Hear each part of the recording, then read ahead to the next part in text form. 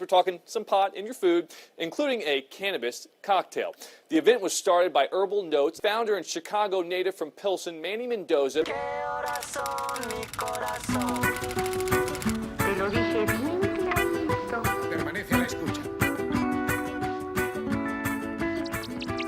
First year of high school, I skipped one of my classes with a friend, and we went to the supermarket, the discount mall on 26th Street to go to the arcade. And while we were at the arcade, there was an ice raid next door. While we're playing video games, these huge like tank trucks pull up, and you see these like G.I. Joes with crazy body armor and like really crazy, machine guns that looked like they were about to go to war with like an alien country. Like, it was crazy.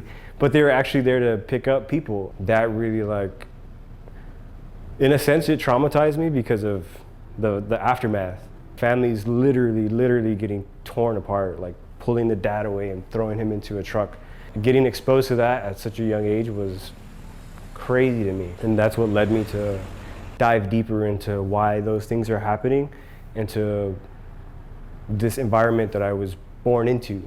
My mom is from El Salvador, so she's an immigrant, and she left during the Civil War. So she escaped all of that to come here, and I think Pilsen has been that.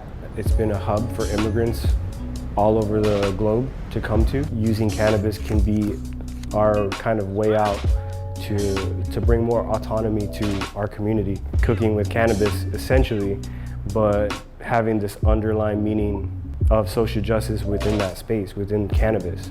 This plant itself has a long negative history to it that really starts with Mexicans. And you can't have the conversation of legalizing it without having the conversation about the people that started it and brought it over here and turned it into something, turned it into a culture. I have an ongoing culinary cannabis supper club. It's called Herbal Notes. I do pop-ups all over the city, but I also do pop-ups in different states, especially on the West Coast. Basically, we do food and cannabis-themed private parties, dinner parties, multiple courses. We're trying to gather people around to feed them really good food, first and foremost, but also give them a first-hand experience about what the future is going to look like, because that's the medium. Everybody eats, and most people here smoke. So using the two as just like a language that they speak, I could communicate with more people across the board. And then once I start communicating with them, I can tell them, but wait, there's more. This is where it starts. This is who started it. These are the people who suffered, and these are the people who are trying to change the way we look at the world. It all eventually ties in together with why somebody like me, who's already aware and knowledgeable about this space, needs to be pushing people of color, especially Latinos, into the forefront of it. Not in the back of the line, not having like 1% or 0.5%, but like being owners and being right at the forefront so that we can start to help rebuild and revitalize and regenerate our communities. So that's what I'm hoping to do, is get awarded a license so that I can grow, have our own farm, our own neighborhood farm, and then support our community with our farm.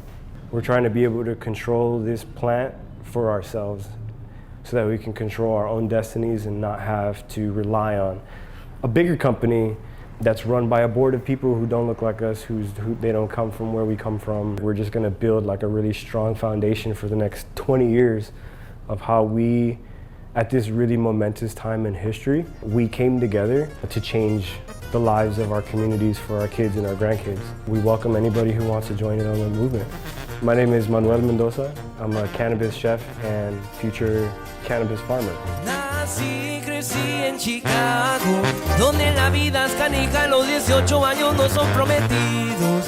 Por eso vivo la vida como vivo, quemándome unos churitos bañaditos, escuchando unos coritos.